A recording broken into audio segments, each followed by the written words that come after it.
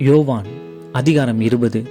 வாரத்தின் முதல் நாள் காலையில் அதிக இருட்டோடே மகதலேனா மரியாள் கல்லறையின் இடத்திற்கு வந்து கல்லறையை அடைத்திருந்த கல் எடுத்து போட்டிருக்க கண்டாள்.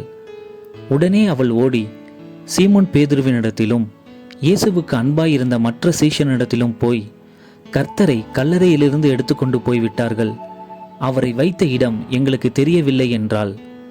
அப்பொழுது பேதுருவும் மற்ற சீஷனும் கல்லறையின் இடத்திற்கு போகும்படி புறப்பட்டு இருவரும் ஒருமித்து ஓடினார்கள்.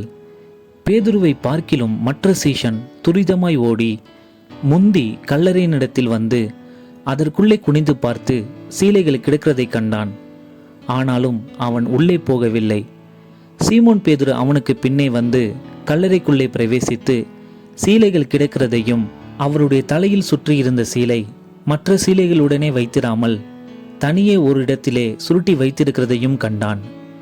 முந்தி கல்லறையின் இடத்திற்கு வந்த மற்ற சீஷனும் அப்பொழுது உள்ளே பிரவேசித்து கண்டு விசுவாசித்தான். அவர் மரித்தோரிலிருந்து எழுந்திருக்க வேண்டும் என்கிற வேத வாக்கியத்தை அவர்கள் இன்னும் அறியாதிருந்தார்கள். பின்பு அந்த சீஷர்கள் தங்களுடைய இடத்திற்கு திரும்பி போனார்கள். மரியாள் கல்லறையின் அருகே வெளியே நின்று அழுது கொண்டிருந்தாள். அப்படி அழுது கொண்டிருக்கையில் அவள் குனிந்து கல்லறைக்குள்ளே பார்த்து இயேசுவின் சரீரம் வைக்கப்பட்டிருந்த இடத்திலே வெள்ளை உடை தரித்தவர்களாய் 2 தூதர்கள் தலைமாட்டில் ஒருவனும் கால் மாட்டில் ஒருவனுமாக உட்கார்ந்திருக்கிறதை கண்டாள். அவர்கள் அவளை நோக்கி, ஸ்திரீயே, ஏன் அழுகிறாய் என்றார்கள். அதற்கு அவள், என் ஆண்டவரை எடுத்துக்கொண்டு போய்விட்டார்கள், அவரை வைத்த இடம் எனக்கு தெரியவில்லை என்றாள். இவைகளை சொல்லி பின்னாக திரும்பி இயேசு நிற்கிறதை கண்டாள். ஆனாலும் அவரை இயேசு என்று அறியாதிருந்தாள். இயேசு அவளை பார்த்து, ஸ்திரீயே, ஏன் அழுகிறாய், யாரை தேடுகிறாய் என்றார். அவள் அவரை தோட்டக்காரர் என்று எண்ணி, ஐயா, நீர் அவரை எடுத்துக்கொண்டு போனது உண்டானால் அவரை வைத்த இடத்தை எனக்கு சொல்லும், நான் போய் அவரை எடுத்துக்கொள்ளுவேன் என்றாள். இயேசு அவளை நோக்கி, மரியாளே என்றார். அவள் திரும்பி பார்த்து ரபுனி என்றாள்.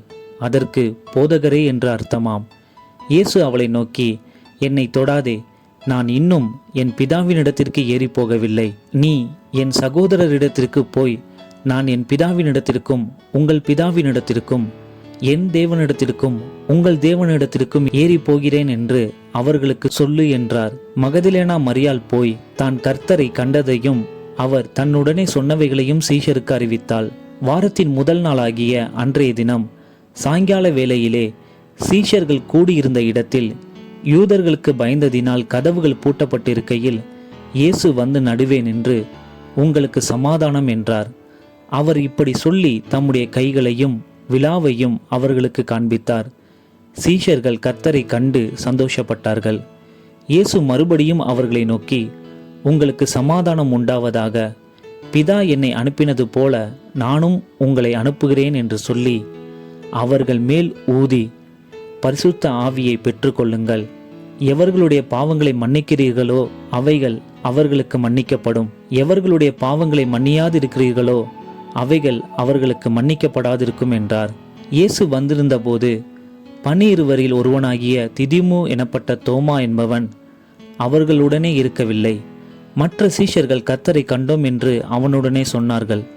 அதற்கு அவன், அவருடைய கைகளில் ஆணிகளினால் உண்டான காயத்தை நான் கண்டு அந்த காயத்திலே என் விரலை விட்டு என் கையை அவருடைய விலாவிலே போட்டால் ஒழிய விசுவாசிக்க மாட்டேன் என்றான். மறுபடியும் 8 நாளைக்கு பின்பு அவருடைய சீஷர்கள் வீட்டுக்குள்ளே இருந்தார்கள். தோமாவும் அவர்களுடனே கூட இருந்தான். கதவுகள் பூட்டப்பட்டிருந்தது. அப்பொழுது இயேசு வந்து நடுவே நின்று, உங்களுக்கு சமாதானம் என்றார். பின்பு அவர் தோமாவை நோக்கி, நீ உன் விரலை இங்கே நீட்டி என் கைகளை பார், உன் கையை நீட்டி என் விலாவிலே போடு, அவிசுவாசியாயிராமல் விசுவாசியாயிரு என்றார். தோமா அவருக்கு பிரதியுத்தரமாக, என் ஆண்டவரே, என் தேவனே என்றான். அதற்கு இயேசு, தோமாவே, நீ என்னை கண்டதினாலே விசுவாசித்தாய், காணாதிருந்தும் விசுவாசிக்கிறவர்கள் பாக்கியவான்கள் என்றார். இந்த புஸ்தகத்தில் எழுதியிராத வேறு அநேக அற்புதங்களையும் இயேசு தமது சீஷருக்கு முன்பாக செய்தார். இயேசு தேவனுடைய குமாரனாகிய கிறிஸ்து என்று நீங்கள் விசுவாசிக்கும்படியாகவும், விசுவாசித்து அவருடைய நாமத்தினாலே நித்திய ஜீவனை அடையும்படியாகவும் இவைகள் எழுதப்பட்டிருக்கிறது.